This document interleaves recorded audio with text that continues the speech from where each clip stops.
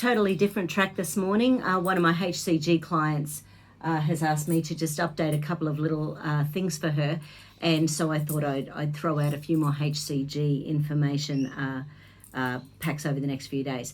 One of the things that happens as we lose weight is that we are releasing toxins into the bloodstream. If our liver, gallbladder, kidney, immune system can't cope with the amount of toxins, then the body can retain fluid. So you might be weighing yourself every day and not losing weight. It feels awful, but that can happen. Now, if you don't actually shift that stuff through your body, then your body can then create more fat to store the toxins. So when you are watching your weight, be aware lots of stuff is going on. You can be removing toxins, you can be creating fat to store those toxins, you can be creating fluid to store those toxins. We've got to keep things moving. This is why fiber is so important on weight loss diets.